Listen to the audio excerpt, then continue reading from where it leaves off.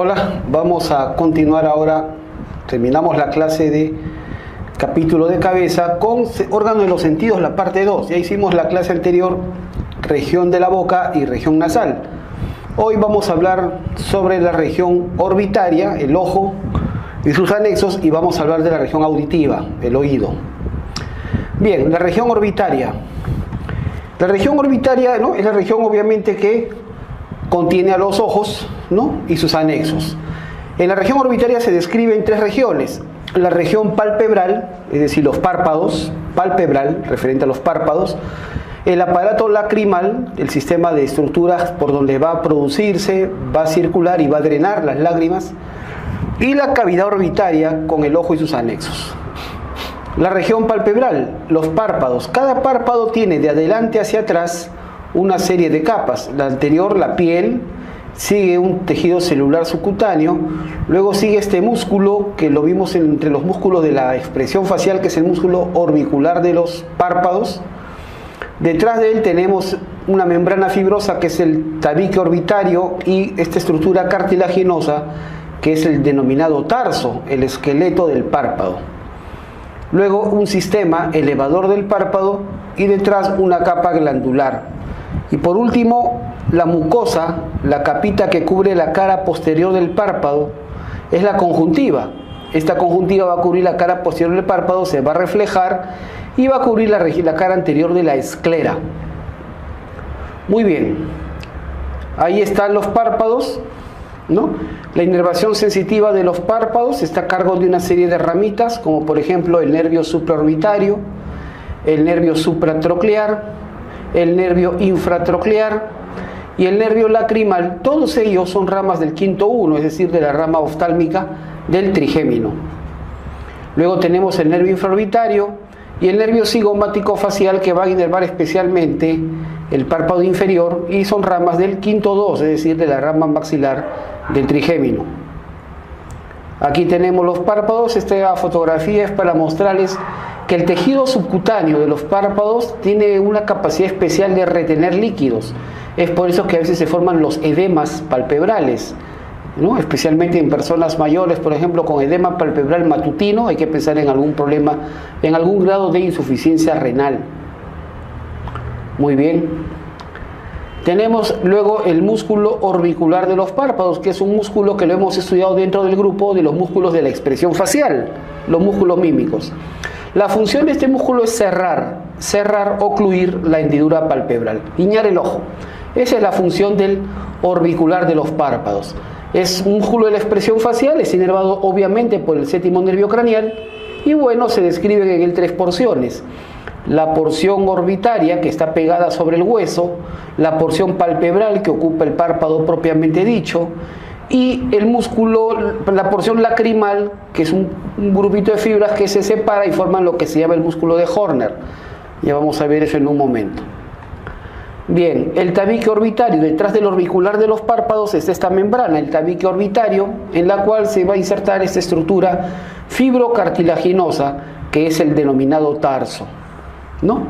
El tarso. El tarso es una estructura fibrocartilaginosa que forma el esqueleto del párpado y van a brindar, junto con el tabique orbitario, apoyo a los párpados y mantienen la forma del párpado para que no se arrugue, no redunde el tejido. El sistema elevador del párpado está conformado por los tres siguientes elementos. El músculo elevador del párpado, que lo tenemos acá. Este músculo elevador del párpado viene del fondo de la cavidad orbitaria, viene desde atrás, del fondo de la cavidad orbitaria, y se va a insertar sobre el tabique orbitario, ¿correcto? Y el tarso superior. Este músculo es el encargado de abrir la hendidura palpebral, de abrir los ojos, como dicen, ¿no? ¿Correcto? Y está inervado por el tercer nervio craneal, el nervio oculomotor. La fascia elevadora, y hay un pequeño músculo que aquí está, el músculo tarsalo de Müller, que tiene inervación autónoma, inervación simpática cuando una persona abre de más los ojos. La capa glandular, esto también es sumamente preguntado en los exámenes de concurso, las glándulas que hay en los párpados. En primer lugar, cada párpado tiene un borde libre, En este borde libre hay un labio anterior, un labio posterior. En el labio anterior del borde libre de ambos párpados, ahí se van a insertar las denominadas pestañas o cilios, las pestañas o cilios en el labio anterior del borde libre de ambos párpados. Los cilios o pestañas superiores suelen ser más largas y son arqueadas. Los cilios o pestañas inferiores suelen ser más cortas y suelen ser rectilíneas. Bien, al pie de la inserción de las pestañas, al pie de estos cilios, hay unas glándulas que están en el borde libre del párpado. Estas son las denominadas glándulas ciliares, por estar al pie de los cilios de las pestañas.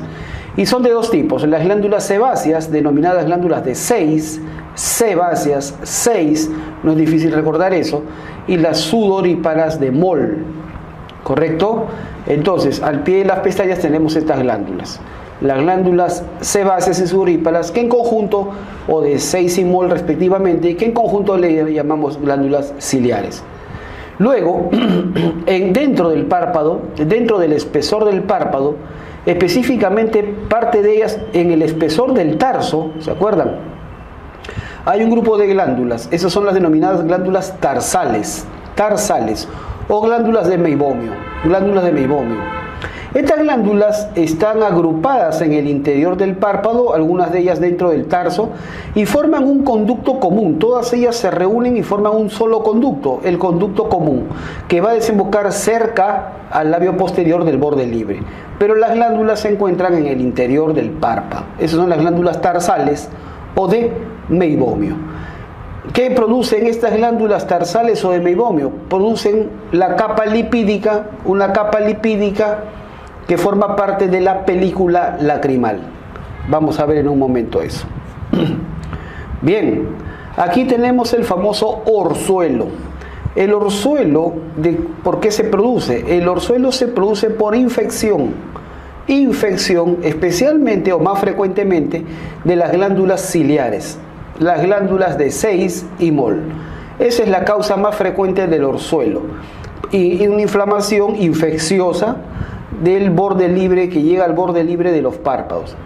Es dolorosa, tiene signos de inflamación característicos, ¿correcto? Y es por afectación de las glándulas de 6 y mol, es decir, las glándulas ciliares. Mientras que el chalacio es una inflamación aséptica, una inflamación no infecciosa, generalmente por obstrucción del conducto común que tenían las glándulas de meibomio. ¿Se acuerdan? Las glándulas tarsales tenían un conducto común. Se obstruye ese conducto y se inflaman estas glándulas. Es una inflamación aséptica, es decir, no infecciosa, y que se caracteriza porque no duele, y además generalmente es la que ocupa el espesor del párpado. Muy bien, simple. Luego tenemos la conjuntiva. La conjuntiva en realidad es una mucosa transparente. Es una mucosa transparente que cubre la cara posterior del párpado, luego se refleja y se va a pegar a la cara anterior de la esclera. Pero termina justo en el límite entre la esclera y la córnea. A ese límite lo conocemos como limbo esclerocorneal. Entonces, la conjuntiva se inserta en la cara posterior del párpado, se refleja y se pega a la cara anterior de la esclera, terminando a nivel del limbo esclerocorneal. Eso quiere decir entonces que la conjuntiva no cubre la córnea. Otro detalle interesante es que este fondo de saco, cuando la conjuntiva se refleja, forma fondos de saco, denominados los fornix conjuntivales, estos fondos de saco. Y tenemos, por supuesto, 4 fornix conjuntivales, uno superior que vemos acá, habrá otro abajo, fornix inferior, habrá uno lateral y uno medial, ¿correcto? Eso es lo más importante. Muy bien, el fornix medial está interrumpido por este elemento. Acá tenemos, todos se pueden ver en el espejo, en la parte interna de los párpados, acá hay un relieve, una estructura, un relieve, se llama la carúncula lacrimal. Y junto a ella este pequeño pliegue, el pliegue semilunar o pliegue lacrimal. Nada más, parte del aparato lacrimal. Bien, En la cara posterior del párpado, debajo de la conjuntiva, en la cara posterior del párpado, hay unas pequeñas glándulas que son glándulas lacrimales accesorias. Esas son las glándulas de Krauss y Wolfring. Glándulas de Krauss y Wolfring se encuentran en la cara posterior del párpado, subyacentes a la conjuntiva. Y como su nombre lo dice, se van a encargar de producir parte de las lágrimas. ¿Correcto? Especialmente produce las lágrimas cuando uno está durmiendo, cuando tiene los ojos cerrados. ¿Ok? Muy bien. A nivel de los fórnices, es decir, de los fondos de saco de la conjuntiva, vamos a tener las criptas de Henle, las glándulas de Mans y células caliciformes, productoras de una sustancia que es parecida al moco, una sustancia mucosa que contiene mucina como el moco, ¿correcto? Y que va a formar la capa mucosa de la película lacrimal. Muy bien. Aquí tenemos la famosa, la denominada conjuntivitis. La conjuntivitis, inflamación generalmente infecciosa de la conjuntiva. Esta infección infecciosa puede ser por virus o puede ser por bacterias. Hay conjuntivitis viral, hay conjuntivitis bacteriana, como vemos las diferencias claramente. En ambos casos, conjuntivitis tiene una característica, no afecta la córnea. Podemos notar que no afecta la córnea. ¿Por qué? Porque la conjuntiva termina a nivel del limbo esclerocorneal, no se monta sobre la córnea, ¿correcto? Si la conjuntiva estuviera sobre la córnea, al inflamarse y tornarse roja, pues la persona diría que ve todo rojo. Y así no es. La córnea debe mantener su transparencia. Muy bien, acabamos con los párpados. Sigue el aparato lacrimal. El aparato lacrimal está conformado por esta secuencia de elementos que los he enumerado, en ese orden están. Tenemos, en primer lugar, las glándulas lacrimales. La glándula lacrimal principal y las glándulas lacrimales accesorias de las que acabo de hablar hace un momento. La glándula lacrimal principal y las accesorias, ¿correcto? Que son los elementos que van a producir las lágrimas, van a sintetizar, van a liberar las lágrimas. Luego de que la lágrima moja la superficie anterior del ojo, ¿correcto? Esta lágrima va a drenarse por estos puntos, no sé si ven estos puntitos acá. En el extremo medial de cada párpado, tanto del superior como el inferior, hay unos agujeritos, unos orificios muy pequeños. Se llaman los puntos lacrimales. ¿Dónde están? En el extremo interno, ¿correcto? ¿Dónde estaba la glándula lacrimal principal? La glándula lacrimal principal se encuentra en el techo de la órbita, en el ángulo superior lateral, superior externo. Ahí se encuentra la glándula lacrimal. Los puntos lacrimales están en el ángulo interno, en la porción interna de los párpados. Puntos lacrimales, superior e inferior. De cada punto lacrimal se va a originar los canalículos lacrimales, también por supuesto superior e inferior. Luego se juntan en un canalículo común y este va a drenar o se va a unir al famoso saco lacrimal, el saco lacrimal. Y de acá se va a originar este conducto que se llama lágrimo nasal, y que va a drenar en el meato inferior de la fosa nasal. ¿Se acuerdan? Era el único elemento que drenaba o desembocaba en el meato inferior de la fosa nasal. Muy sencillo. Es así como se producen o se sintetizan estos elementos y cómo se drenan. ¿Ok? Ahí está nuevamente la glándula lacrimal principal, que tiene una porción orbitaria y una porción palpebral. No se complica en la vida, simplemente la glándula lacrimal principal está en el ángulo superior externo, superolateral de la cavidad orbitaria. ¿Correcto?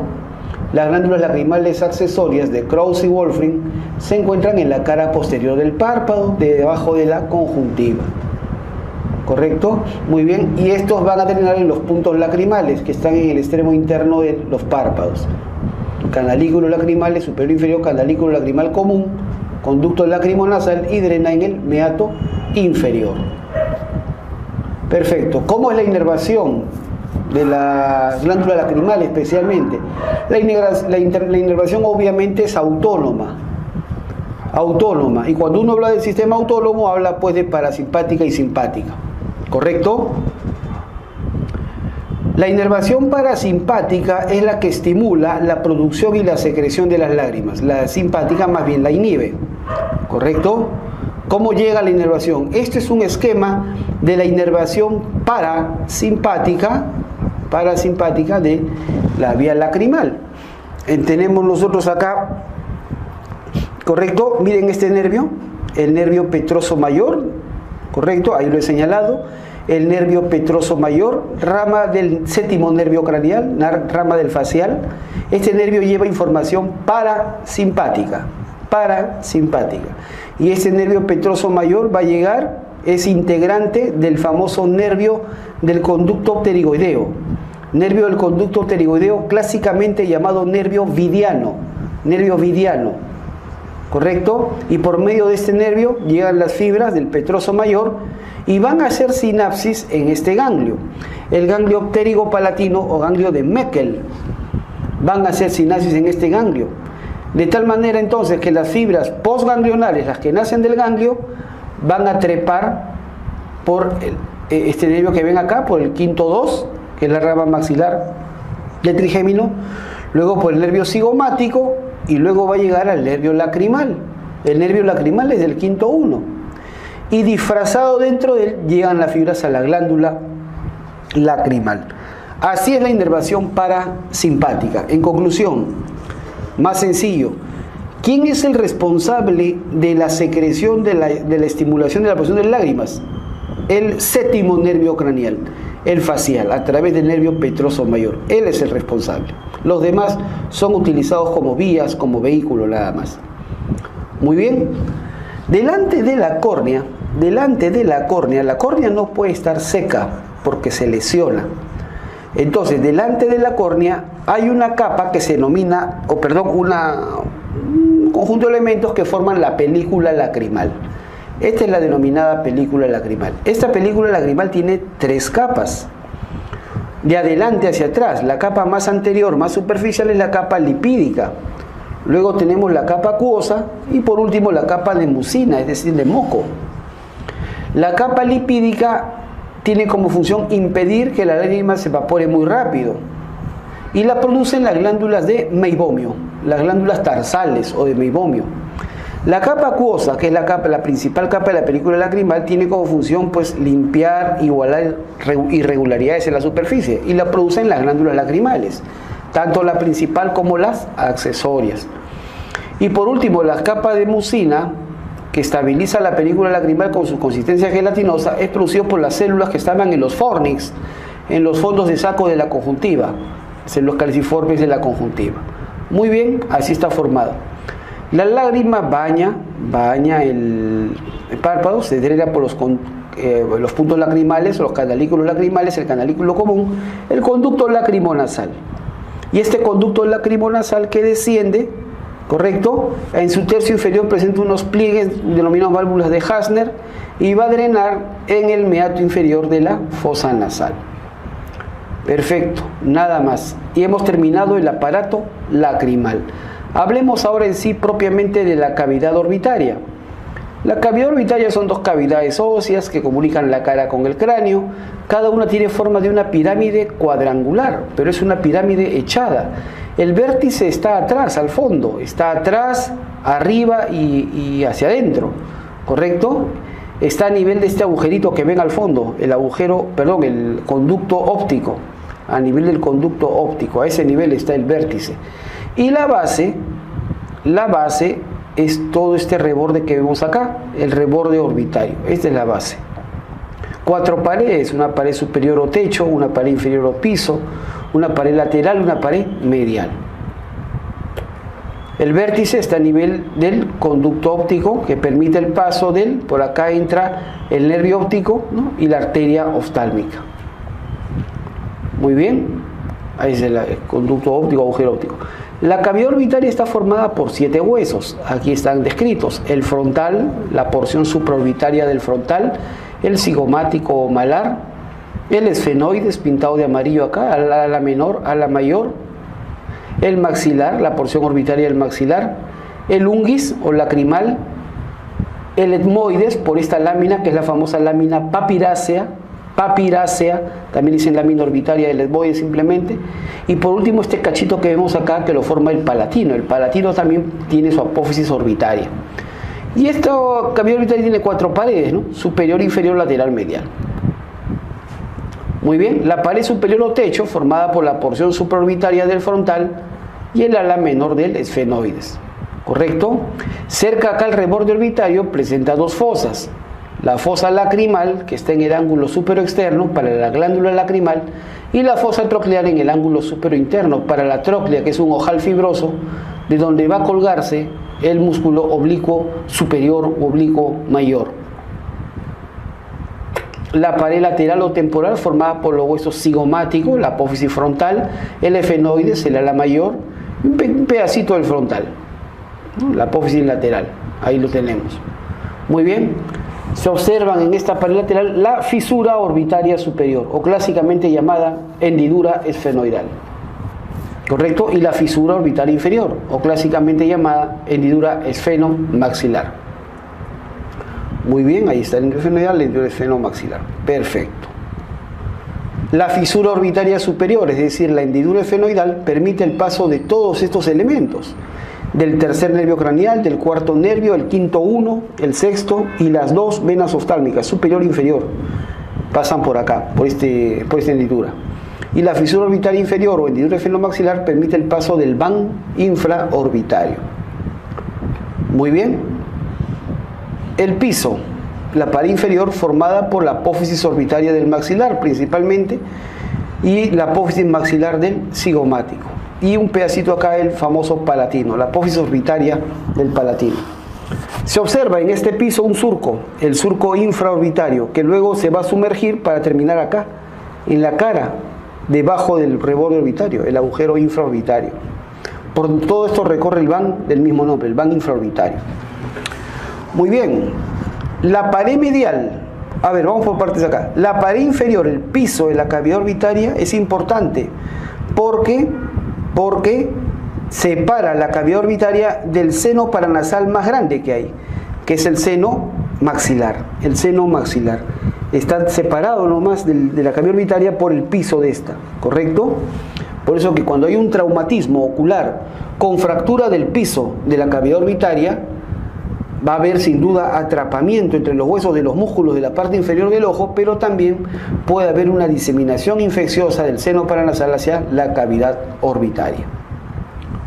Muy bien, la pared medial, la pared interna, está conformada por los huesos etmoides, la lámina papirácea, que es el principal, papirácea por su extrema delgadez. Esta es la pared más delgada de la cavidad orbitaria. Acá está el unguis o lacrimal y el frontal, la apófisis medial. Es la pared más delgada y débil de la cavidad orbitaria, efectivamente, y que se separa de las celdas etmoidales, ¿correcto? Muy bien. ¿Cuál es el contenido de la cavidad orbitaria? Vamos a ver una membrana, no sé si le llegan a ver por acá, hay una membrana por acá. Esa es la cápsula orbital, la fascia orbitaria o cápsula de Tenon, ¿correcto? Que va a dividir la región orbitaria en un compartimento precapsular y un compartimento retrocapsular. En el compartimento precapsular lo único que vamos a encontrar es el ojo, bulbo ocular o globo ocular, ahí. Mientras que en el compartimento retrocapsular vamos a encontrar al resto del mundo, todo lo demás. ¿Ok? Muy bien, empecemos hablando de los músculos extraoculares. Se llaman músculos extraoculares a todos esos músculos que están dentro de la cavidad orbitaria pero fuera del ojo. Esos son los músculos extraoculares y son 7. Aquí arriba que lo han levantado, este es el elevador del párpado. Luego tenemos el recto superior, ¿correcto? El recto superior, el oblicuo, el recto superior, el recto inferior, el recto lateral que está acá cortado, al fondo el recto medial, el oblicuo superior, perdónenme, este acá es el oblicuo superior o oblicuo mayor, el oblicuo inferior o oblicuo menor, ¿correcto? Esos son los músculos extraoculares. Se les llama extraoculares a todos aquellos que están en la cavidad orbitaria pero fuera del ojo. Sin embargo, el elevador del párpado es el único de estos 7 músculos, el elevador del párpado, que no se inserta en el ojo, Los demás sí. los otros 6 se insertan en el ojo. Por lo tanto, estos 6 últimos, los 4 rectos y los 2 oblicuos, se les conoce como músculos extrínsecos del ojo. Ahí está, otra vista. Aquí está el elevador del párpado cortado. Aquí está el oblicuo superior, oblicuo mayor. Aquí está el recto superior, el recto lateral, el recto medial, ¿no? El recto inferior. Correcto, al fondo. No vemos al oblicuo inferior desde esta vista. Muy bien. Y aquí está lo más importante, la función de estos músculos. El elevador del párpado, no hay duda alguna, pues. Eleva el párpado superior y apertura la hendidura palpebral. ¿Correcto? El recto superior es elevador, aductor y rotador medial del ojo. El recto inferior es depresor, aductor y rotador lateral del ojo. El recto medial es puramente aductor del ojo, el lateral abductor. El oblicuo superior es depresor, abductor y rotador medial del ojo. El oblicuo inferior, elevador, abductor y rotador lateral del ojo. Más sencillo, vamos a verlo así, desde el punto de vista del movimiento. ¿Qué músculos realizan abducción del ojo? Es decir, que mire hacia afuera, que mire lateralmente. ¿Qué músculos realizan abducción del ojo? El recto lateral y los 2 oblicuos. Recto lateral y los 2 oblicuos son abductores del ojo. ¿Quiénes son aductores? Hace que uno mire hacia la línea media. Aductores del ojo: recto medial, recto superior y recto inferior. Esos son los aductores. Luego, ¿quiénes hacen que uno mire hacia arriba, hacia el techo? Hacia arriba, elevación del ojo. ¿Quiénes realizan? El recto superior y el oblicuo inferior. ¿Quiénes producen depresión? Hacen que miren para abajo. Para abajo miran el recto inferior y el oblicuo superior. ¿Quedó claro? Eso es lo más importante. ¿Cómo están inervados estos músculos? Todos están inervados por el tercero, salvo el recto lateral y el oblicuo superior.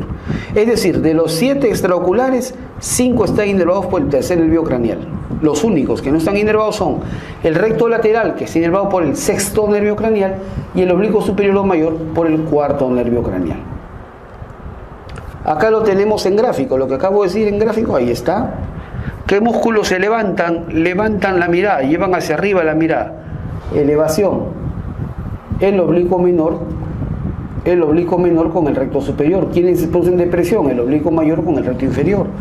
¿Quiénes son abductores? El recto lateral y los 2 oblicuos. ¿Quiénes son aductores? El recto medial y los recto superior e inferior. ¿Correcto?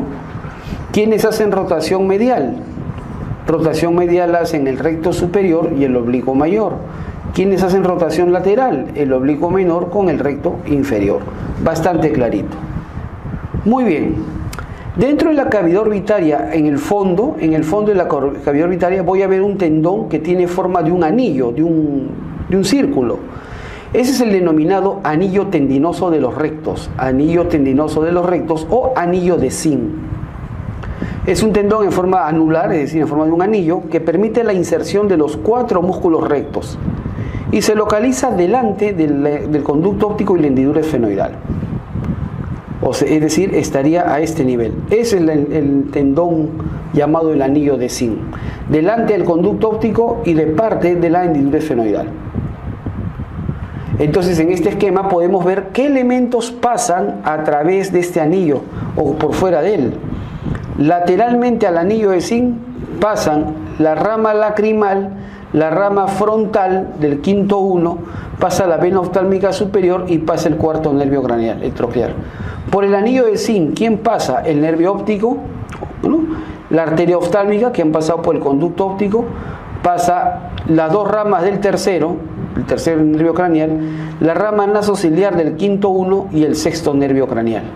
Y por último, medialmente al anillo de Zinc, lo único que pasa es la vena oftálmica inferior, nada más. Muy bien. Brevemente, el tercer nervio craneal, acá lo tenemos, el tercer nervio craneal, nervio motor ocular común u oculomotor, brinda ramas motoras a los músculos, elevador del párpado, recto superior, inferior, medial y oblicuo inferior. Es decir, inerva a 5 de los 7 extraoculares, ¿no? ¿A quién no inervaba? Al oblicuo superior y al recto lateral. Inerva estos 5. Además da una rama parasimpática que hace sinapsis en el ganglio oftálmico. Aquí vemos que el tercero da una ramita parasimpática que va a hacer sinapsis en el ganglio oftálmico o ganglio de Willis. Y esta ramita parasimpática es la que va a estimular la miosis, es decir, el cierre de la pupila. Muy bien, el cuarto nervio craneal, aquí lo tenemos, el cuarto nervio craneal. Motor y solamente inerva a un músculo, al oblicuo mayor o superior. Y el sexto nervio craneal, el recto lateral, y el nervio abducens va a inervar solamente al recto lateral. Bastante claro. Muy bien.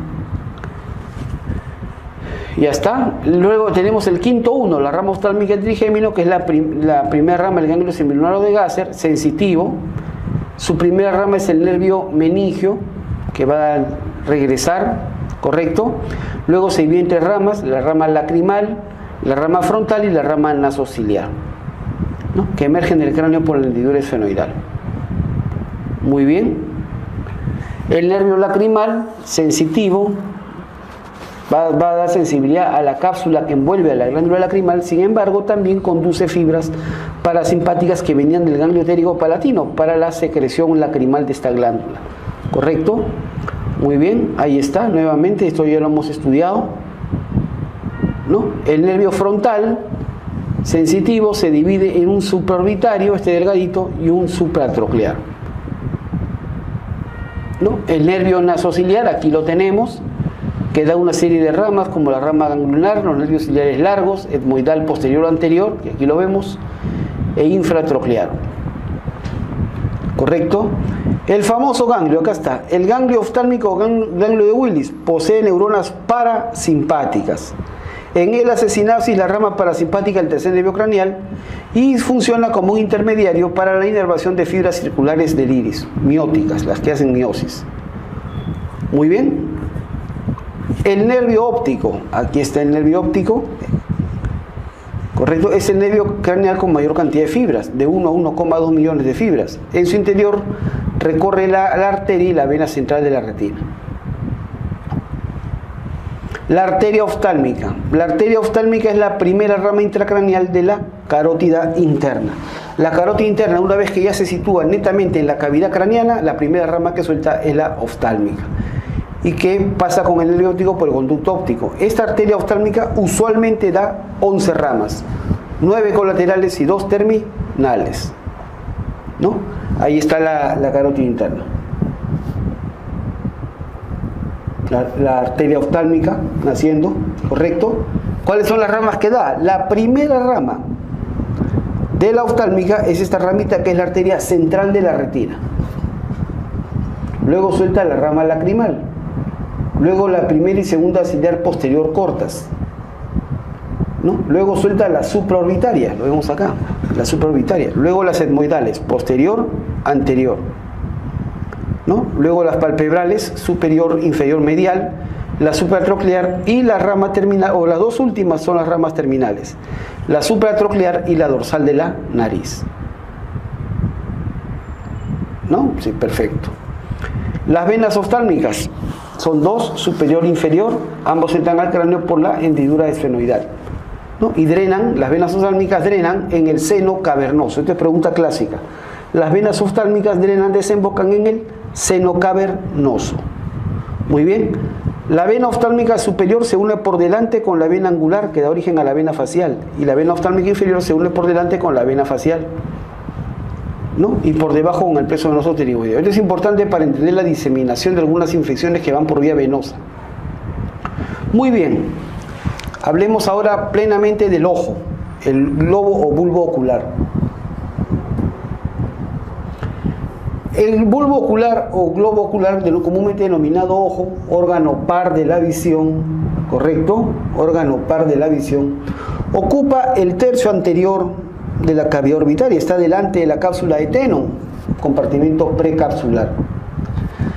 Los diámetros del ojo, estos son importantes. El diámetro más importante del ojo es el diámetro antero-posterior. Ese es el llamado el eje axial del ojo, el diámetro axial del ojo. ¿Cuánto debe medir? Este valor no deben olvidarlo. 24-25 milímetros. 24-25 milímetros. Muy importante. Si mide más de 25 milímetros, estamos frente a un ojo miope. Ojo miope es la miopía, ¿correcto? Y si mide menos de 24 milímetros, estamos en un ojo hipermétrope. Vamos a ver más adelante, eso les voy a explicar. ¿Correcto? Entonces, la causa más frecuente de miopía es que el eje axial del ojo mide más de 25 milímetros. La causa más frecuente de hipermetropía es que el eje axial del ojo mide menos de 24 milímetros. Este es el diámetro antero-posterior o diámetro axial. Los otros dos diámetros no tienen tanta importancia, el transversal 23-24 y el vertical 22-23. Los pongo ahí nada más para que les quede claro que el ojo no es completamente esférico, es ligeramente elíptico, ovoide. Y cada ojo pesa de 7 a 8 gramos, ¿no? Muy bien, el ojo está formado por 3 túnicas, la más externa, de la más externa a la más interna. La primera, la túnica fibrosa, o túnica esclerocorneal, Segunda túnica, la túnica vascular, llamada también clásicamente úvea, la úvea porque suele ser oscura, negra. Parece que cuando uno retira la esclera, ve el ojo, lo que queda la úvea es como una pasita, completamente negra, ¿correcto? Y la túnica nerviosa o túnica receptora, ¿no? Donde está la retina. Muy bien, la túnica fibrosa, esclerocorneal, constituida pues por la córnea, adelante, y la esclera o esclerótica, lo demás, ¿correcto? La córnea ocupa un sexto anterior de toda la túnica fibrosa. Sus diámetros están alrededor de 11 milímetros, 11.5 milímetros, un poquito más de 1 centímetro de diámetro de la córnea. La zona central es más delgada, lo que se conoce como la zona óptica. Y la importancia de la córnea radica en que es el principal medio de refracción, es el elemento de refracción del ojo más importante. ¿A qué me refiero con refracción? Cuando un rayo luminoso llega, impacta sobre estos medios, va a desviarse de su trayecto, para formar luego un enfoque, una figura. A esa capacidad de desviar un rayo luminoso, a eso se le llama refracción, ¿correcto? La córnea es el principal medio de refracción, tiene 70% del poder refractivo del ojo. Muy bien, aquí está nada más para que vean cómo la porción central es más delgada y las laterales son más anchas. Muy bien. La córnea actualmente se describe que tiene 6 capas. 6 capas. De adelante para atrás, la capa más anterior de la córnea es el epitelio. Luego tenemos la capa de Bowman. Luego tenemos el estroma, que ocupa más del 90% del espesor de la córnea. Luego tenemos la capa de Dua, la capa de la membrana de Descemet y el endotelio. ¿Ok? Se lo cito así porque hace unos años vino un examen de residentado médico, la pregunta así directa: ¿en qué estructura o dónde se encuentra la membrana de Descemet? Y la respuesta era córnea. Aquí está. Es la 5ª capa de la córnea. Otra preguntita: ¿cuál es la capa más gruesa, la más importante de la córnea? El estroma. El estroma. Esa es la capa más importante de la córnea. Muy bien. La córnea está unida al limbo esclerocorneal, ¿no? Y la córnea habitualmente carece de vasos sanguíneos y linfáticos, es prácticamente avascular, ¿correcto? Y está inervada sensitivamente por los nervios ciliares largos. Que son ramas del quinto 1. Muy bien. La córnea, por su cara posterior, aquí vemos por detrás, a nivel de su perímetro, se observan los orificios de Fontana, que son cientos de orificios, muy pequeñitos, ¿correcto? Y que van a drenar hacia el seno venoso de la esclera, ¿no? Y de acá al seno venoso de la esclera o al conducto de Schlenk, que es lo mismo. Muy bien, ahí están los orificios de Fontana, ¿no? Y el conducto de Schlenk, por donde se va a reabsorber el humor acuoso, donde normalmente se reabsorbe el humor acuoso. Si este ángulo se altera o estos orificios se obstruyen, va a haber dificultad en el drenaje de humor acuoso con el aumento consecuente de humor acuoso. Muy bien, la esclera o esclerótica ocupa los 5 cestos posteriores, blanquecina y resistente, brinda protección y mantiene la forma del ojo, es algo así como su exoesqueleto del ojo. Presta inserción a los músculos extrínsecos, inervada por los nervios ciliares largos. Muy bien. Esta esclera presenta en su extremo posterior la denominada lámina cribosa de la esclera. No sé si la ven. Lámina cribosa de la esclera, por donde atraviesan de 1 a 1,2 millones de axones que van a formar el nervio óptico, el segundo nervio craneal. Nótese cómo por el centro del segundo nervio craneal está entrando la arteria central de la retina y va a salir también la vena central de la retina. Muy bien, se acabó la túnica esclerocorneal, la túnica fibrosa. Pasemos a la segunda túnica, la úvea, la túnica vascular, la úvea, constituida por 3 elementos. Adelante, 1, el iris, ¿no? 2, el cuerpo ciliar, y 3, la coroides. ¿Correcto? Iris, cuerpo ciliar y coroides forman la úvea, la túnica vascular. Perfecto. El iris es un diafragma muscular que presenta en el centro un orificio que se llama la pupila. Su cara anterior es pigmentada según rasgos hereditarios y presenta pliegues. Aquí lo vemos. El famoso color de ojo. El famoso color de ojo se debe a la pigmentación en la cara anterior del iris. ¿Correcto? El iris. Porque por la cara posterior del iris todos los ojos son iguales, es oscura, es casi negra. ¿Ok? Muy bien.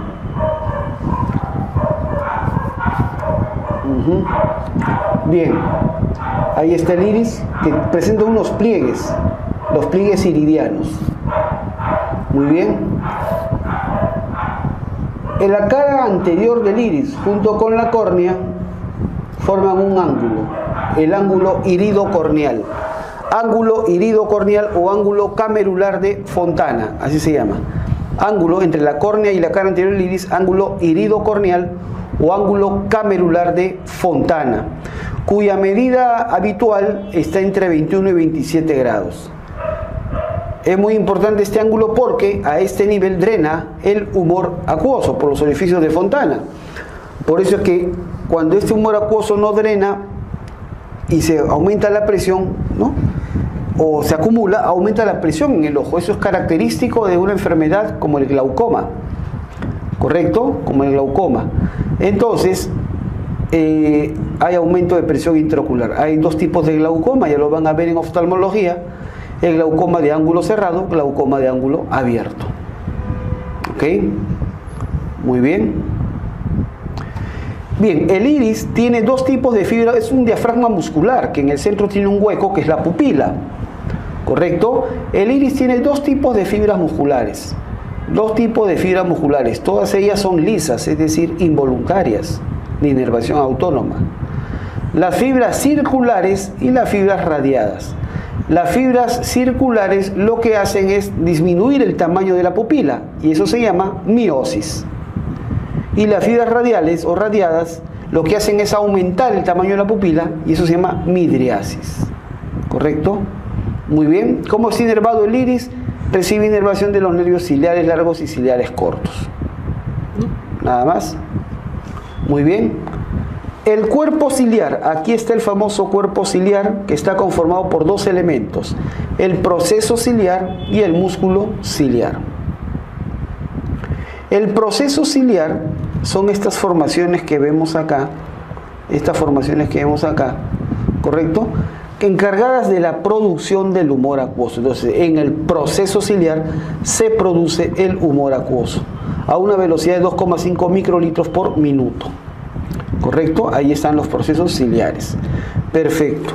Y el músculo ciliar, que es el que estamos viendo acá, el músculo ciliar está constituido por 2 tipos de fibras, fibras meridionales, fibras circulares, actúan sobre estos ligamentos. Nosotros vemos que el músculo ciliar se origina de estos ligamentos.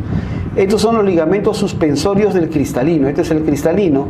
Y estos son los ligamentos suspensorios del cristalino o ligamentos sonulares con Z, o sonula de zinc, realizando la famosa acomodación del cristalino. ¿Qué significa la acomodación del cristalino? Son los ajustes que se realizan para poder mirar de lejos o de cerca. Para poder mirar de lejos, el cristalino debe aplanarse, disminuir su diámetro antero-posterior. Para poder mirar de cerca, el cristalino debe abombarse, es decir, aumentar su diámetro antero-posterior. ¿Correcto? Bien, veamos más o menos cómo se produce eso. entre el músculo ciliar y la zónula de ciliar. Aquí está. Cuando alguien ve un objeto de lejos, el músculo ciliar se relaja. El músculo ciliar se relaja, los ligamentos de la zónula, los ligamentos suspensorios se tensan y el cristalino se aplana, disminuye su diámetro antero-posterior. En la visión lejana, el cristalino debe aplanarse, pero ¿por qué se aplana? Porque el músculo ciliar se relaja y los ligamentos zonulares o suspensorios se tensan, nada más. Mientras que cuando alguien ve un objeto de cerca, más bien el músculo ciliar se contrae y los ligamentos suspensorios se relajan, al revés, y el cristalino se abomba para poder ver de cerca. En conclusión, en la visión lejana o cercana hay contracción muscular, en la visión cercana hay contracción del músculo ciliar. Cuando las personas llegan a determinada edad y este músculo ciliar pierde la capacidad de contraerse adecuadamente, entonces el cristalino no se va a bombar adecuadamente y va a tener dificultad para la visión cercana. Eso es la característica de la presbicia. En la presbicia se pierde la capacidad de contracción del músculo ciliar. La presbicia, característico de las personas que sobrepasan los 40 años. ¿Correcto? Perdón, aquí está, correcto, la presbicia. Entonces va a haber dificultad para mirar de cerca y la persona con presbicia comienza a mirar mejor cada vez de lejos. Muy bien. La coroides, el siguiente elemento, 5/6 de la túnica vascular, rica en vasos sanguíneos, brinda nutrición a las otras túnicas del ojo. Y una característica importante de la coroides es que en realidad acá el libro lo pinta pues rosadito, ¿no? La coroides normalmente es negra, oscura, negra. ¿Por qué? Es lo que dentro del ojo es completamente negro, completamente oscuro, y la negrura del interior del ojo se debe a la coroides. ¿Por qué debe ser negro el interior del ojo? Porque este color negro absorbe los rayos luminosos y no rebotan para poder captar mejor la imagen. Muy bien, ¿cómo está vascularizada la coroides? Por la arteria ciliar larga, arterias ciliares cortas, drenada por las venas vorticosas y está inervada por los nervios ciliares cortos. Sí, perfecto, ¿ok? Ya está. La túnica, entonces, ¿quedó claro? Bien, y por último tenemos la túnica nerviosa, la receptora, la famosa retina, la denominada retina. Es la única estructura dentro del ojo de origen neural. Se origina embriológicamente de la vesícula óptica, que deriva del diencéfalo. Se origina junto con tálamo, hipotálamo, epitálamo, subtálamo, metatálamo. Se extiende desde la cabeza del nervio óptico, acá está, este extremo, este es el nervio óptico, su extremo anterior se llama la cabeza del nervio óptico, hasta la ora serrata. Mira cómo se escribe, ora serrata. Es el extremo anterior de la retina. Aquí vemos de atrás. Esta es la ora serrata. Esta formación en forma de dientes de sierra. Esa es la ora serrata. Muy bien. La retina tiene 10 capas. 10 capas. ¿Correcto? En romano del 1 al 10, cada una tiene su nombre. Yo quiero nada más que recuerden 4 capitas. 4 capitas nada más. Las pares. 2, 4, 6 y 8. Esas son las 4 capitas que quiero que recuerden para los exámenes de concurso. Las capas 2, 4, 6 y 8. La capa 2 contiene los receptores de la visión, los receptores que son los conos y los bastones. La capa 4, llamada nuclear externa, también contiene conos y bastones. La capa nuclear interna, que es la capa 6, contiene la neurona bipolar, que es la primera neurona de la vía óptica. Y la capa 8 tiene las células o neuronas ganglionares que son la segunda neurona de la vía óptica. Nada más. Ahí están las capitas que les he mencionado, ahí están los conos y bastones en la segunda capa, también hay en la capa nuclear externa, que es la 4ª capa, la neurona bipolar, que está en la 6ª capa, y la neurona ganglionar, que está en la 8ª capa. Los axones de la neurona ganglionar son los que van a formar el nervio óptico. Muy bien. Y aquí están los famosos receptores de la visión. los conos y los bastones. Los conos están presentes en una cantidad de 6 a 7 millones, más concentrados en la zona central de la retina, es decir, la zona que está alrededor de la mácula lútea, y especialmente están ahí en la mácula y en la fóvea. Los conos tienen mayor umbral, por lo tanto se requiere de un mayor estímulo para estimularlos. ¿A qué son sensibles los conos? Son sensibles a la luz y colores, a la textura, a los límites y a la determinación espacial. Ve la luz, ve los objetos bajo un ambiente luminoso, ve los colores, la textura, delimita el objeto que uno ve y la determinación espacial, quién está más delante del otro, ¿correcto?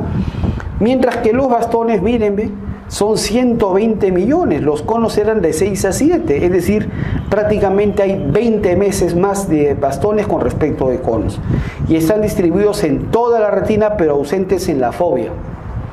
De menor umbral, es decir, no requieren tanto estímulo para estimularse y son sensibles a visión en lugares oscuros, visión periférica y movimientos. ¿Ok? Perfecto. ¿No? Sobre esta túnica, que es la retina, sobre la retina, a nivel del eje axial del ojo, que está el eje axial del ojo, se localiza esta manchita. Hay una manchita justo a nivel, en el centro de la retina, justo donde cae el eje axial, el eje antero-posterior del ojo. Esa manchita, llamada la mancha amarilla. Bueno, en latín se dice la mácula lútea. La mácula lútea, y que en el centro tiene una depresión, ¿la ven? Una depresión, la fóvea central. En esta fóvea, en esta mácula lútea, contiene solamente conos, puro cono, y proporciona la agudeza visual. Es decir, cuando alguien ve un objeto, ese objeto resalta sobre el resto de objetos del entorno. Esa es la agudeza visual, ¿correcto? Entonces está dado por la presencia de conos en la mácula y especialmente en la fóvea. ¿Correcto? Muy bien. A 3 o 4 milímetros medialmente por dentro de la mácula lútea tenemos la papila o disco óptico. Papila o disco óptico, que es el sitio donde se origina el nervio óptico. ¿Correcto? Y lo curioso es que sobre esta papila no hay receptores, solamente hay axones. Axones que se formaban en las neuronas ganglionares, ¿se acuerdan? De la octava capa de la retina. Y que van a formar el segundo nervio craneal. Y por el centro de este nervio aparece la arteria y la vena central de la retina. Por eso aquí vemos este examen. Aquí estamos viendo el fondo del ojo. Este es el famoso examen denominado fondo del ojo, donde vemos acá la mácula lútea con su fóvea central y vemos acá la papila o disco óptico, ¿no? Por donde entran los vasos. Acá se origina el nervio óptico y acá entran los vasos. En cambio acá es la mácula. La mácula lútea es conocida como el punto de máxima agudeza visual. Ahí está la mayor concentración de receptores, especialmente conos. Mientras que la papila es el punto ciego, no contiene receptores. Muy bien, y aquí están algunas medidas del ojo que veíamos hace un rato. Cuando el eje axial, el eje antero-posterior del ojo, mide 24 o 25 milímetros, es un eje normal. A eso se llama el ojo emétrope. La emetropía se refiere a que el diámetro antero-posterior del ojo está dentro de valores normales, 24-25 milímetros, nada más. En el ojo miope, el eje axial mide más de 25 milímetros, por lo tanto, el objeto no se va a formar en la retina, la imagen no se va a formar en la retina, sino se va a formar delante. Eso hace que la persona trate de acercar la cara para poder leer mejor. ¿Correcto? En estos pacientes se recomienda lentes divergentes o lentes bicóncavas. Y en el paciente con ojo hipermétrope es que el eje mide menos de 24 milímetros, entonces la imagen no se va a formar en la retina, sino teóricamente se forma detrás. Por ende, el paciente trata de alejar el objeto para poder mirar mejor. En estos pacientes se recomienda lente convergente biconvexa. ¿Correcto? Biconvexa. Muy bien. El ojo se divide en compartimientos. Primero, el ojo se divide en dos regiones. Uno, el segmento anterior del ojo, y dos, el segmento posterior. Claramente notamos la diferencia de volumen. El segmento anterior ocupa el quinto anterior del ojo, ocupa el quinto anterior del ojo, segmento anterior, y el segmento posterior ocupa los 4/5 posteriores. Están separados por el cristalino, la zónula o ligamentos zonulares y el cuerpo ciliar. Significa entonces que por delante de estos elementos, cristalino, ligamentos zonulares y cuerpo ciliar, por delante de esto es el segmento anterior. ¿Y el segmento anterior por quién está ocupado? Por el humor acuoso. Por el humor acuoso. Significa que entre la córnea y el cristalino con los ligamentos zonulares, esto es el segmento anterior, ¿correcto? Y está ocupado por el humor acuoso. Muy bien. Mientras que el segmento posterior está detrás del cristalino, los cuerpos ciliares, y termina en el fondo del ojo. Este es ocupado por el cuerpo vítreo, que es prácticamente como un gel. Muy bien, ahí está. Segmento anterior, quinto anterior del ojo, límite anterior, córnea. Límite posterior, cristalino, zónula de zinc y cuerpo ciliar. Y ocupado por humor acuoso. Muy bien. Este segmento anterior es dividido por el iris, contiene al iris. Y el iris divide al segmento anterior, al segmento anterior lo divide en dos cámaras. Cámara anterior y cámara posterior, ¿correcto? Cámara anterior y cámara posterior. ¿Ok? Cámara anterior entre córnea e iris, cámara posterior entre iris y cristalino. Las dos cámaras igual segmento anterior. Y que están comunicadas entre sí a través de la pupila. Muy bien. El segmento anterior está ocupado por humor acuoso, tal como les he comentado. Aquí está la circulación del humor acuoso, desde que se produce hasta que se drena. En ese orden los he colocado. El humor acuoso se produce en los procesos ciliares. Luego llena u ocupa la cámara posterior, es decir, detrás del iris, pero delante del cristalino, la cámara posterior. Una vez que llena la cámara posterior, atraviesa la pupila, fluye por la pupila para llegar a la cámara anterior. Una vez que llena la cámara anterior, drena por estos orificios, que son los orificios de Fontana, y que van a drenarlo hacia el conducto de Schlemm y esto hacia la vena epiescleral. Y así drenó, bastante sencillo. Muy bien, ya está, la vena epiescleral. ¿Correcto? El volumen circulante, la cantidad de humor acuoso circulando es de 250 microlitros. Se produce una velocidad de 2,5 microlitros por minuto y este humor acuoso, como está circulando, se produce en un sitio, se drena en otro, no puede obstruirse porque si no aumenta la presión. Es el que determina la presión intraocular, la PIO. La presión intraocular normal es de 11 a 20 milímetros de mercurio y está determinada principalmente por el volumen de humor acuoso. Perfecto. Y los 4/5 posteriores, el segmento posterior, el límite anterior está el cristalino, la zónula de zinc, los cuerpos ciliares y el límite posterior es el fondo del ojo, ocupado por cuerpo vítreo. Este cuerpo vítreo no se recambia, es el mismo con el que uno nace y dura toda la vida. Dentro del cuerpo vítreo vemos este conducto, el conducto yaloideo, ¿correcto? Que es el recuerdo embriológico de la arteria yaloidea que irrigaba el cristalino en la época embrionaria. Luego esa arteria desaparece. El cristalino es literalmente avascular después de eso. Muy bien. El cuerpo vítreo ocupa el segmento posterior, es un gel transparente incoloro, rico en ácido hialurónico y glucoproteínas. No se recambia y contiene el conducto yaloideo que ya les acabo de explicar. Lo más importante es que todos estos medios, todos estos elementos por los que la luz atraviesa para llegar a la retina, todos estos medios se denominan medios de refracción, porque todos ellos tienen en alguna medida la capacidad de desviar el rayo luminoso. ¿Cuáles son los medios de refracción del ojo? 1, la película lacrimal, adelante. 2, la córnea. 3, el humor acuoso. 4, el cristalino. 5, el cuerpo vítreo. ¿Correcto? Esos son los medios de refracción. Película lacrimal, córnea, humor acuoso cristalino, humor vítreo. ¿Correcto? De todos ellos, el más potente, el principal medio de refracción del ojo es la córnea. 70% del poder refractivo del ojo es de la córnea. ¿Correcto? Muy bien. Y bien, terminamos con la región orbitaria, terminamos con el ojo. ¿Correcto?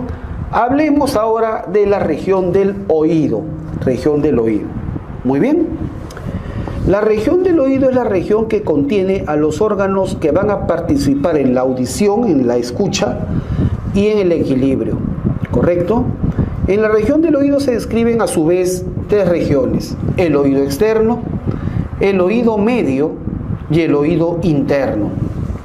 El oído externo, ¿no?, es la parte pues más externa, vamos a ver en un momento. El oído medio, llamado caja o cavidad timpánica, ese es el oído medio, la caja timpánica o cavidad timpánica, y el oído interno constituido por el clásico laberinto. Muy bien, ahí está el oído externo, conformado por dos componentes. El oído externo: la oreja o pabellón auricular u oreja simplemente, y el conducto auditivo externo. El conducto auditivo externo. Estos son los dos elementos del oído externo: el pabellón auricular u oreja, y el conducto auditivo externo. Al fondo va a terminar en la famosa membrana timpánica o simplemente el tímpano. ¿Correcto? Va a señalar el término del conducto auditivo externo. Luego pasamos al oído medio. El oído medio, llamado la caja timpánica o cavidad timpánica, tiene una característica: posee tres huesecitos. En el oído medio es donde están los tres huesecillos, el clásicamente llamado martillo, yunque y estribo. ¿Correcto? Los tres forman lo que se llama la cadena osicular.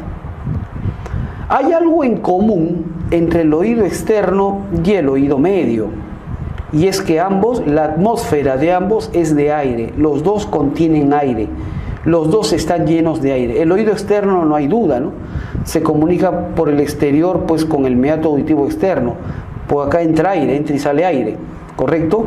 El oído medio se comunica con el exterior, pero ¿por dónde? La membrana timpánica está cerrada. Se comunica a través de la famosa trompa auditiva o trompa de Eustaquio. La famosa trompa auditiva o trompa de Eustaquio, que va a desembocar en la faringe, en la nasofaringe, y la faringe se comunica a través de las fosas nasales con el exterior. Entonces, el oído medio se comunica con el exterior a través de la trompa de Eustaquio con la nasofaringe. Por lo tanto, también está lleno de aire. Y el oído interno, el laberinto, el cual está lleno de líquidos. La atmósfera del laberinto es líquida. En cambio, oído externo y medio es aire, en el oído interno es líquido. Muy bien. ¿Ya está? El oído externo, ¿qué función tiene? El oído externo, su función principal es captar el sonido. Y está conformado, como ya les he contado, por el pabellón auricular u oreja y el conducto auditivo externo. La oreja. En la oreja vamos a ver una serie de estructuras, una serie de componentes. ¿Cuáles son? Uno, el famoso hélix, este rodete superior y posterior en la oreja, ese es el famoso hélix. Este hélix presenta entre el tercio superior y los dos tercios inferiores, presenta un pequeño cachito que en algunas personas es más notoria que otras. Se llama el famoso tubérculo auricular o tubérculo de Darwin. ¿Correcto? Muy bien. Luego tenemos delante del hélix el antehélix, el cual se divide hacia arriba como una Y, como una letra Y, en rama anterior y rama posterior. ¿Correcto? Muy bien. Acá se determinan dos fositas, la famosa fosa escafoidea, o también le llaman fosa navicular. Es la fosa que está entre el hélix y el antehélix. Y la otra fosita es la fosita triangular, ubicada entre las dos ramas del antehélix. Muy bien, bastante sencillo. Luego tenemos estas dos prominencias, el trago y el antitrago. ¿Correcto? El trago está adelante, el antitrago está detrás.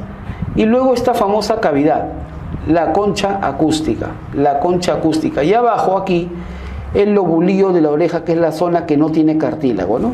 Lobulillo de la oreja. Nada más, esas son las partes principales. Está la concha acústica y el lobulillo de la oreja. Son las principales partes de la oreja. Muy bien.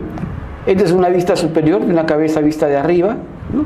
En la oreja, el tercio anterior es fijo y los dos tercios posteriores son móviles.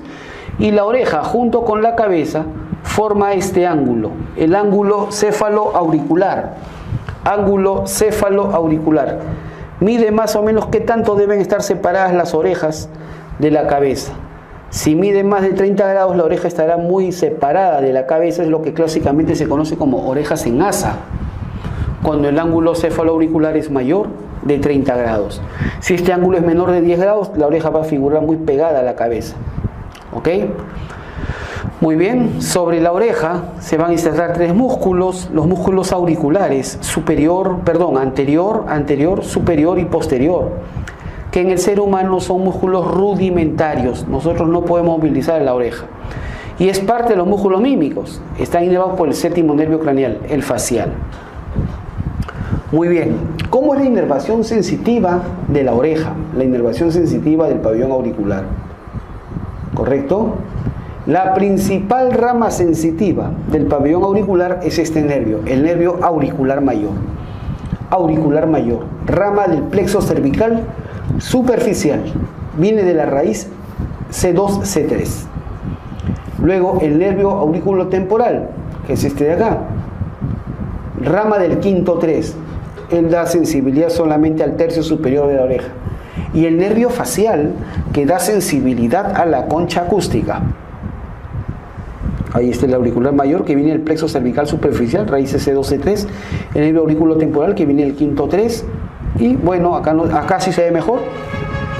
Acá tenemos los territorios. Este es el territorio del auricular mayor, el territorio del auriculotemporal, y ese es el territorio del séptimo nervio craneal. Esto ya ha sido esclarecido, se conocía clásicamente como la zona de Ramsay-Hunt, es decir, la concha acústica y los alrededores. ¿Correcto? Están inervados, se sabe ahora, sensitivamente por el séptimo nervio craneal. Muy bien, la irrigación arterial. ¿Cómo está irrigada la oreja? ¿Cómo está irrigada la oreja? Por delante está la arteria temporal superficial, que viene de la carótida externa, y por detrás está la arteria auricular posterior, que también viene de carótida externa. Nótese aquí está la carótida externa. Esta carótida externa va a dar una ramita colateral, que es el nervio auricular posterior, y luego se divide arriba. La carótida externa se va a dividir en dos ramas terminales. La carótida externa termina dividiéndose como una Y, dos ramas terminales. Una es la arteria temporal superficial y la otra es la arteria maxilar. No le he señalado, esta es la arteria maxilar, no le he señalado porque estoy hablando de arterias que irrigan la oreja y la maxilar no irriga la oreja. Las que irrigan la oreja son la temporal superficial, rama terminal de la carótida externa, y la auricular posterior, rama colateral de la carótida externa. ¿Ok? Bastante claro entonces. Bien, se acabó la oreja. El conducto auditivo externo. El conducto auditivo externo se inicia en el fondo de la concha acústica, ¿correcto? Y termina en la membrana timpánica. Este conducto auditivo externo se orienta en sentido medial y anterior, es decir, va hacia adentro y hacia adelante, y presenta una concavidad, no sé si lo llegan a ver acá, una concavidad que mira hacia abajo y hacia atrás, concavidad inferior y posterior, ¿correcto? Muy bien. ¿Cuál es la longitud del conducto auditivo externo? Primero hay que hacer notar lo siguiente. La membrana timpánica no está tan parada así como lo presenta este autor, el Netter. No está tan levantada. La membrana timpánica está más inclinada, está un poquito... El extremo superior está más hacia afuera, está más inclinada, así, mira hacia afuera y hacia abajo, la membrana timpánica. De tal manera entonces que la pared superior del conducto auditivo externo, la pared superior, el techo, es más corto que el piso. El piso es más largo. porque la membrana timpánica está inclinada hacia afuera, ¿correcto? Entonces, la pared superior, el techo del conducto auditivo externo, tiene una longitud de 21 milímetros. El piso tiene una longitud de 27 milímetros. El promedio entre ambos, 24 milímetros, que es la longitud promedio del conducto auditivo externo. ¿Ok? Muy bien. Este conducto auditivo externo tiene dos porciones. Tiene una porción, el tercio externo, el tercio lateral, es fibrocartilaginosa. Tercio lateral es fibrocartilaginosa. Y los dos tercios internos, los dos tercios mediales, son óseos, es la porción ósea. Entonces, la porción fibrocartilaginosa es el tercio lateral. De 24 milímetros en promedio, el tercio 8 milímetros. La porción ósea mide 2 tercios, son los dos tercios mediales. De 24 milímetros, 2 tercios, 16 milímetros, ¿correcto?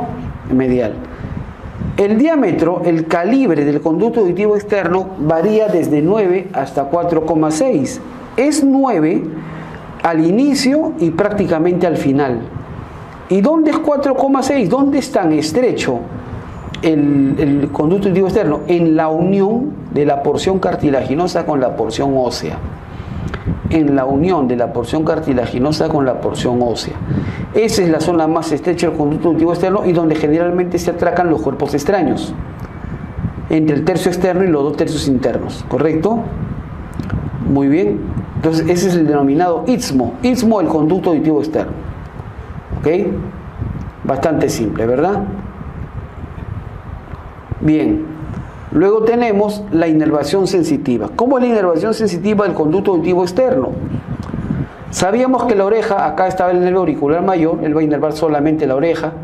Luego tenemos el nervio auriculotemporal, que va a inervar el tercio superior en la oreja, pero va a inervar también la pared posterosuperior. La pared posterosuperior y anterior también, anterior, superior y una parte del posterior del conducto auditivo externo, este nervio auriculotemporal. Luego el nervio facial, que inervaba la zona de Ramsay-Hunt, la concha acústica y alrededores, pero también da sensibilidad a la pared posterior y superior del conducto auditivo externo, el facial. Y por último el vago, el 10º nervio craneal, que va a inervar el fondo del conducto auditivo externo y va a inervar también la cara externa de la membrana timpánica, la cara externa del tímpano, es inervada por el vago. ¿Ok? Muy bien. Irrigación arterial, las mismas arterias.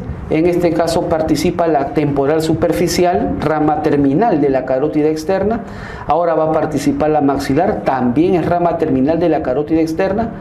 Y hay una ramita que es la arteria timpánica. La primera rama de la maxilar es la arteria timpánica y va a irrigar el conducto auditivo externo. Muy bien. Se acabó el oído externo. Pasamos al oído medio. El oído medio también es denominado caja timpánica o cavidad timpánica y se encarga de conducir el sonido. Recordamos el oído externo se encarga de captar el sonido. El oído medio, conducir el sonido. Contenido, aire. Ya les he dicho que el oído medio se comunica con el exterior por la trompa de Eustaquio. ¿Correcto? Tiene aire y tiene la famosa cadena osicular, los 3 huesecitos que se llaman de afuera para adentro, martillo, yunque, estribo. ¿Correcto? Y acá están sus sinónimos. Martillo es el hueso maleolar, yunque es el íncudo y estribo es el estapedio. Muy bien, bastante simple. Estos huesecitos se articulan entre sí. La articulación íncudo-maleolar, es decir, entre yunque y martillo, es un encaje recíproco, ¿no? O silla de montar. La articulación íncudo-estapédica entre yunque y estribo es de género en artrosis o esférica. ¿Sí? ¿Está claro? Sí. Muy bien. Entonces, el oído medio tiene 6 paredes. ¿Correcto? El oído medio tiene 6 paredes. Vamos a escribir en él 6 paredes. Es como un cubo, como una cajita. El oído medio, 6 paredes. Pared lateral, donde está la membrana timpánica. La pared lateral es la que separa el oído medio del oído externo. La membrana timpánica. La pared medial, la pared interna, es la que separa el oído medio del oído interno, del laberinto. La pared superior o techo. La pared superior o techo es la que separa el oído medio de la base del cráneo. La pared inferior o piso, ¿correcto? Debajo de la cual va a estar aquí la vena yugular interna. La pared anterior, no la vemos en este corte, la pared anterior es, acá se ve una parte, es donde se origina la trompa de Eustaquio. Y la pared posterior al fondo es la que se comunica con la cavidad, la celda de la apófisis mastoides, las celdas mastoideas. Muy bien, brevemente. La pared lateral, donde está el tímpano, hablemos de la famosa membrana timpánica. La membrana timpánica es una membrana casi circular, delgada y transparente, con un diámetro de 9 a 10 centímetros. Es importante saber que el tímpano es una membrana delgada, casi transparente, es casi color blanco nacarado, pero es transparente, deja ver los elementos que están a través de ella. Es importante esto porque cuando uno realiza una otoscopía, especialmente en los niñitos que sufren de otitis media, una de las características es ver un tímpano, patológicamente, un tímpano opaco, o peor aún si está tenso, eso es peligroso. Un tímpano opaco es indicativo de otitis media, ¿correcto? Entonces, el tímpano normal debe ser transparente, delgado, ¿ya?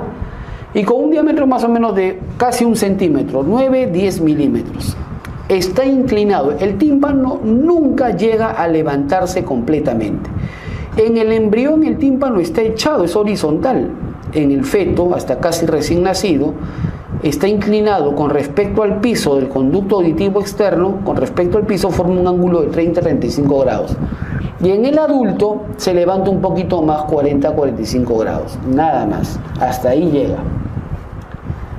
Bien, aquí vemos la membrana timpánica. Esta es una vista externa, una vista desde afuera, desde el oído externo están mirando el tímpano, se ve más o menos así. Para que se entienda, esta es la parte anterior, esta es la parte posterior, esta es la parte superior y esta es la parte inferior. Perfecto. ¿Qué vemos en una vista lateral del tímpano? Vemos que sobre él hace relieve el hueso que se inserta ahí. De los 3 huesecitos de la cadena osicular, el martillo es el único que se inserta en el tímpano. Y se inserta el manubrio o mango del martillo y su apófisis lateral. La apófisis lateral del martillo. Son las porciones del martillo que se insertan y hacen relieve en la membrana del tímpano. A nivel del vértice inferior, del manubrio del martillo, en el tímpano se denomina esta zona que se llama el ombligo del tímpano. Ombligo, o también algunos dicen el umbo del tímpano. Perfecto. ¿Correcto? Luego tenemos 2 ligamentos, el ligamento malleolar anterior y el ligamento malleolar posterior. ¿Correcto? Muy bien. Y vamos a tener acá en la porción anteroinferior del tímpano. Esta es una zona que en realidad no es una estructura, sino que cuando uno hace la otoscopía, el otoscopio alumbra, el otoscopio manda un rayo de luz y aquí hay una zona que refleja la luz. Entonces este es el cono de luz o el reflejo luminoso de Politzer. Cono de luz o reflejo luminoso de Politzer, que también es indicativo de un tímpano sano. Un buen tímpano debe ser transparente, no opaco, y además en la movilización del otoscopio el cono de luz debe reflejar perfectamente. ¿Ok? Bien, el tímpano tiene 2 porciones. Tiene la porción flácida que se ubica por arriba, superior a los ligamentos malleolares, y la porción tensa, que es todo lo que está debajo de los ligamentos malleolares. ¿Correcto? ¿En qué se diferencian la porción flácida de la porción tensa?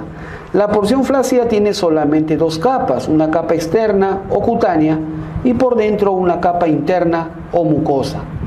Mientras que la porción tensa tiene 3 capas, tiene una porción externa, una capa externa, perdón, que es la capa cutánea, tiene una capa media, que es la capa fibrosa, y tiene una capa interna, que es la capa mucosa. ¿Correcto? Esa es la diferencia. Que la porción flácida le falta la capa fibrosa. La porción flácida se llama así también, la membrana de Sharpnel.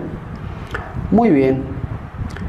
Luego en el tímpano yo puedo trazar dos líneas. Una línea que siga al manubrio, al mango del martillo, y otra línea perpendicular a ella y que pasa por el ombligo. La intersección debe estar en el ombligo, en el lumbo del tímpano. Y de esa manera he formado cuadrantes.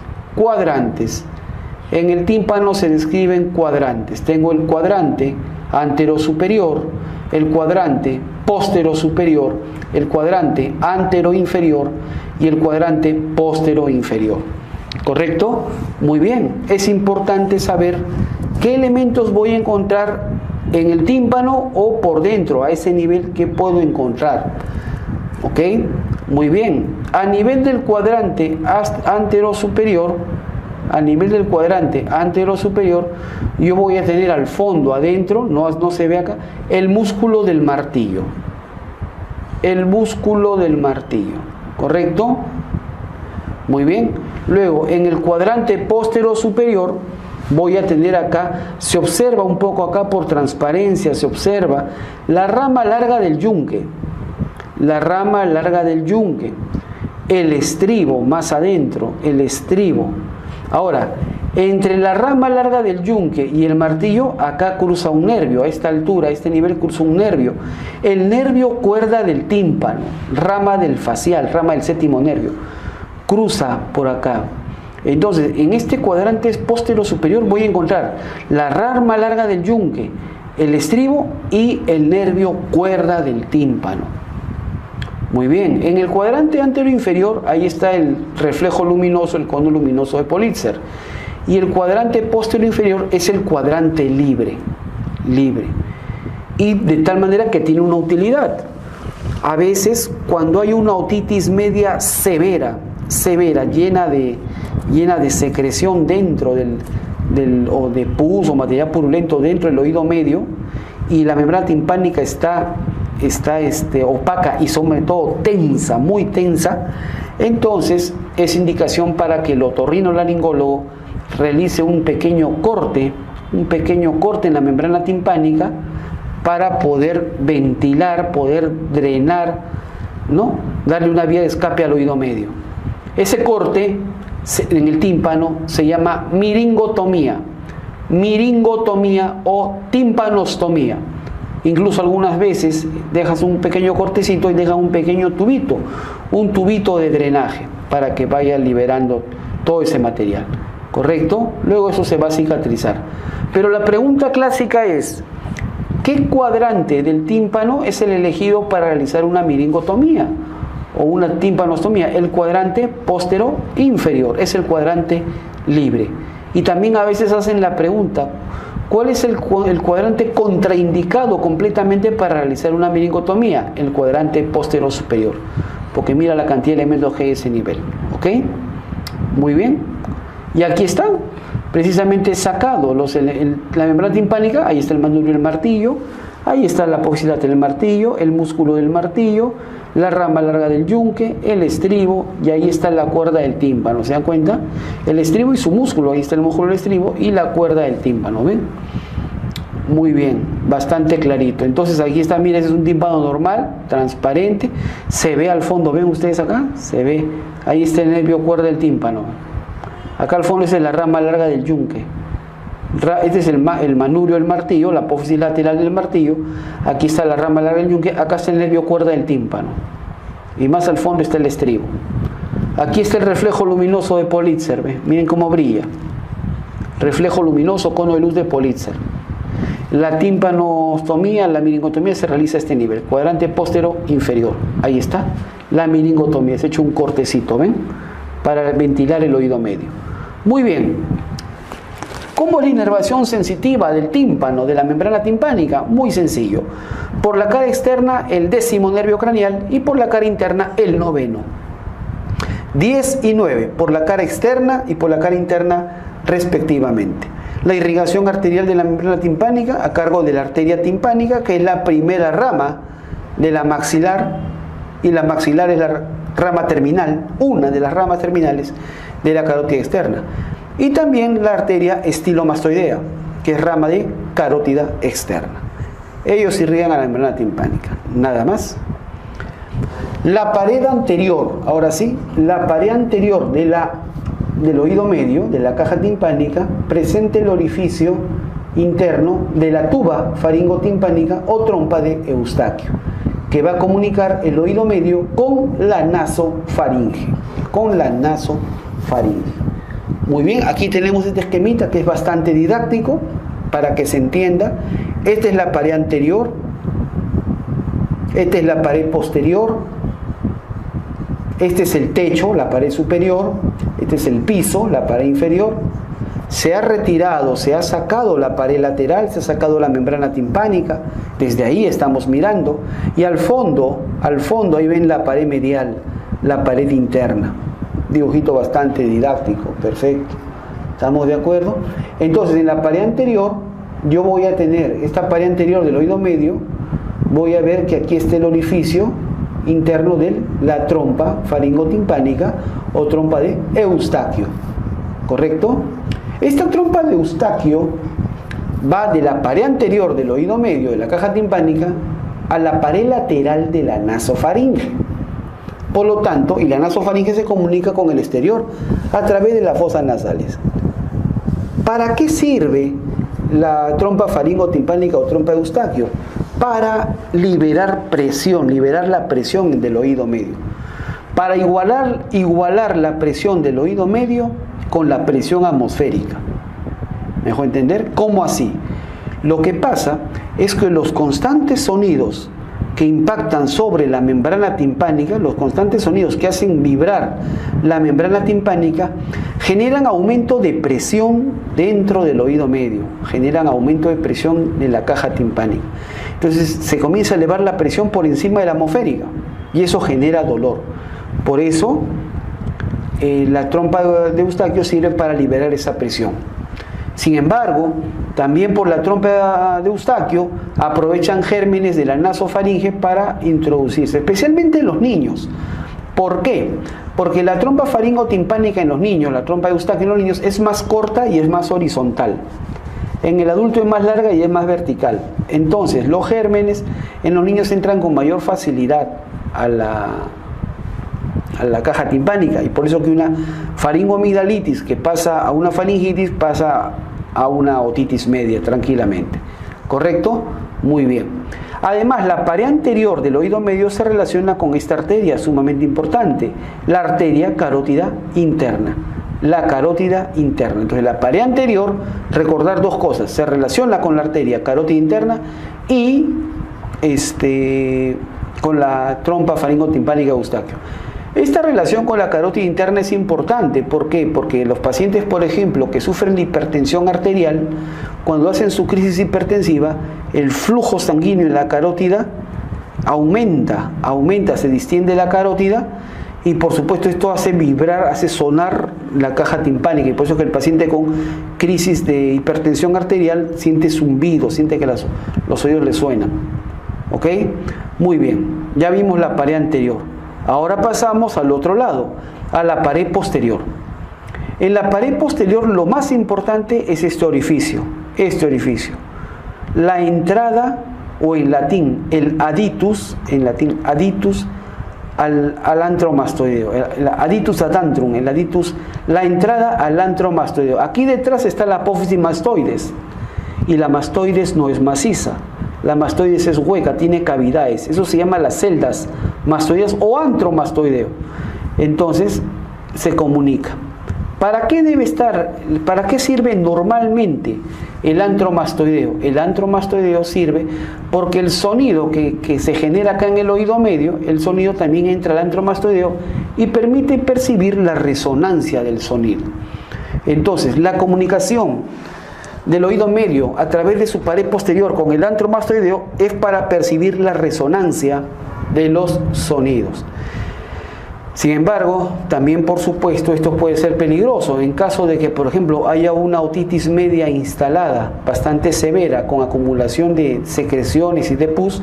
Este material puede pasar del oído medio a la mastoides y generar una mastoiditis que es peligrosa, puesto que puede complicarse con una meningoencefalitis.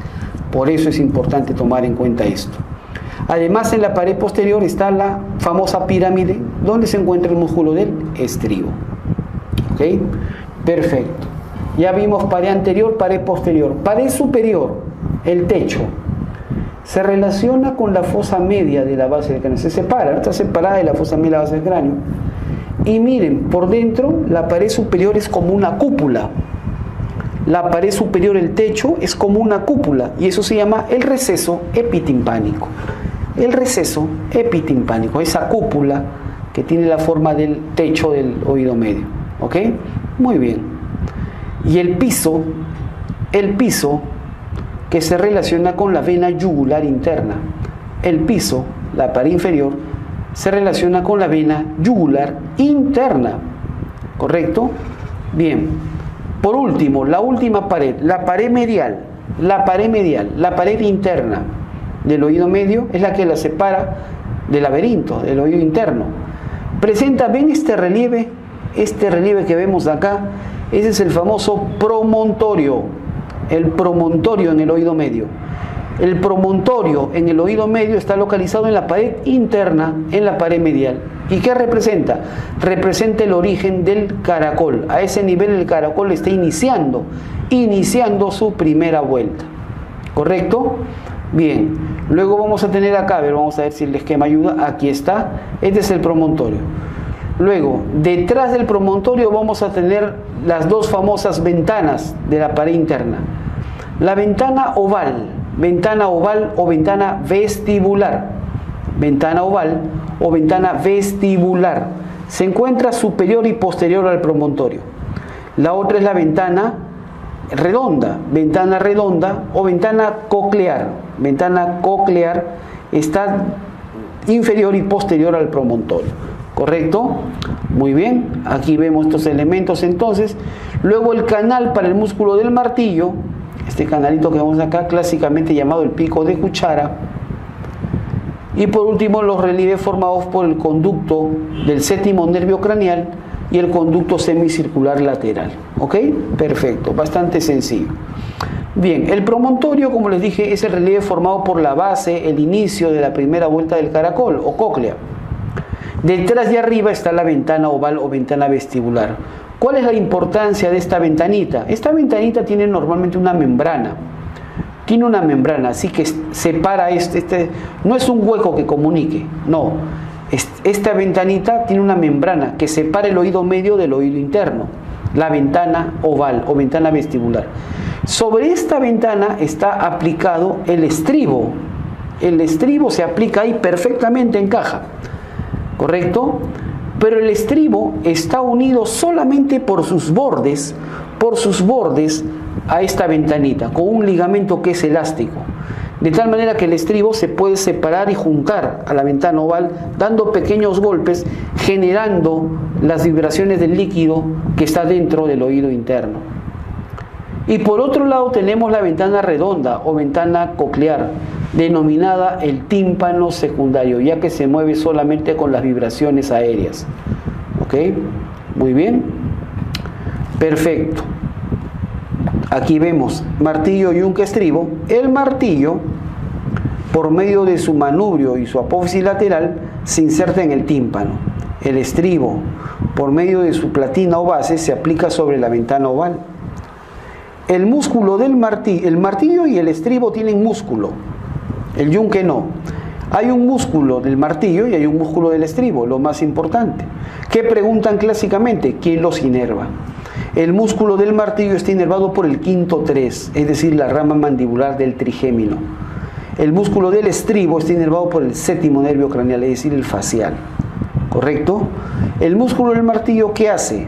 Al traccionar, al mover el martillo, tensa la membrana timpánica y la tensa para elevar, aumentar la agudeza auditiva.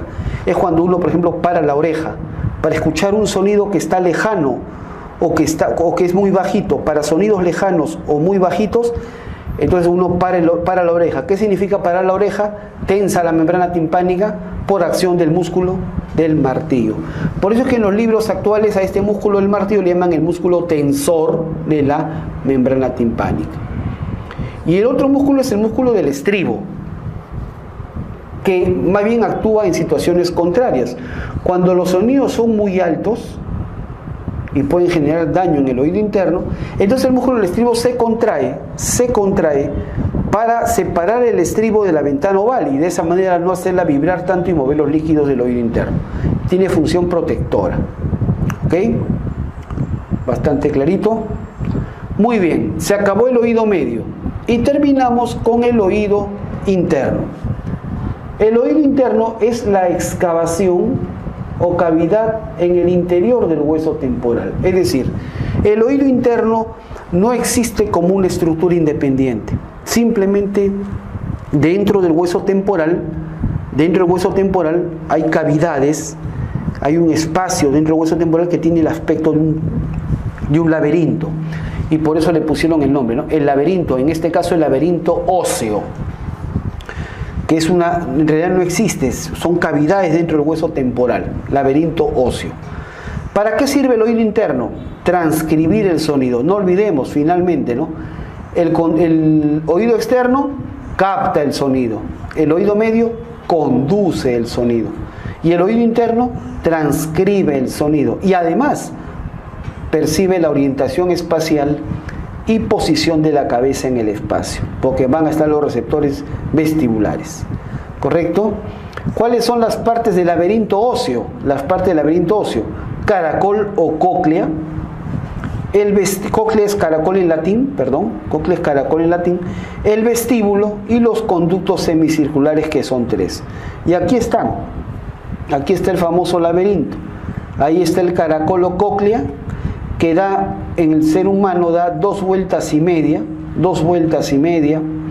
Ahí está el vestíbulo.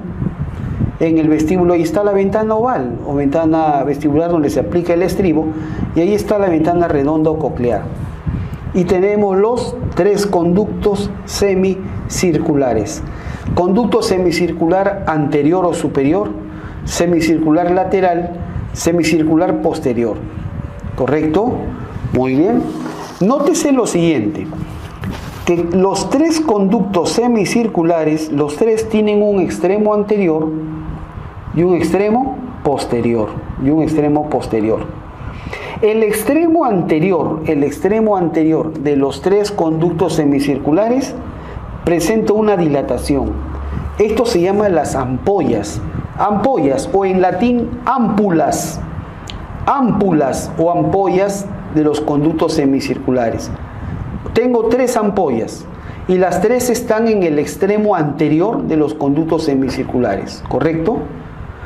Y estas ampollas se van a unir ¿a dónde? Al vestíbulo. Las ampollas se van a unir al vestíbulo. El extremo posterior de los conductos semicirculares no tiene ampolla. El extremo posterior de los conductos semicirculares, anterior y posterior, forman un conducto común. Mientras que el extremo posterior del conducto semicircular lateral es independiente. ¿Quedó claro? Nada más. Muy sencillo. Aquí vemos por dentro el laberinto óseo y vemos acá en el interior, en el punto, en las zonas donde se unen las ampollas, las ámpulas al vestíbulo. Acá se forman unas elevaciones, ¿la ven? Unas elevaciones. Eso se llaman las crestas ampulares. Muy importante, porque ahí van a estar los receptores del equilibrio, los receptores de la orientación espacial. Están ahí, en las crestas ampulares. ¿Correcto? Y bien, y además dentro del caracol, yo voy a ver que hay 2 conductos. El caracol está dividido, en su interior hay 2 conductos. 2 conductos que circulan de manera paralela por el caracol. Una se llama la rampa vestibular, porque se origina del vestíbulo, la rampa vestibular, y la otra es la rampa timpánica, porque se va a originar de la ventana redonda, es decir, el tímpano secundario. Rampa vestibular y rampa timpánica corren a lo largo del caracol. Pregunta: ¿y estas 2 rampas se van a unir? Sí, se van a unir en el extremo final. Al final del caracol, ahí se unen la rampa vestibular y la rampa timpánica. Esa zona de unión se conoce como helicotrema. Helicotrema es la región a nivel del extremo del caracol, donde se unen las ramas vestibular y rama timpánica. ¿Quedó claro? Muy bien. Simple. El laberinto óseo, la cavidad ósea, contiene al laberinto membranoso. El laberinto membranoso está formado por un caracol o cóclea. Aquí está pintado de celeste, ¿ven? El laberinto óseo es el marrón y de celeste el laberinto membranoso. Está el caracol o la cóclea membranosa. Que está dentro del caracol óseo, dentro del vestíbulo, que es óseo, están dos saquitos, que es el utrículo y el sáculo, que son membranosos. No existe un vestíbulo membranoso. Lo que hay es un utrículo y un sáculo. ¿Correcto? Muy bien. Y los conductos semicirculares membranosos. Muy bien, ahí está en un esquema bastante didáctico. Acá tenemos los conductos semicirculares, superior o anterior, lateral y posterior. Aquí están sus extremos ampulares, sus ampollas, que se van a unir, las ampollas membranosas se van a unir al utrículo. ¿Correcto? Muy bien.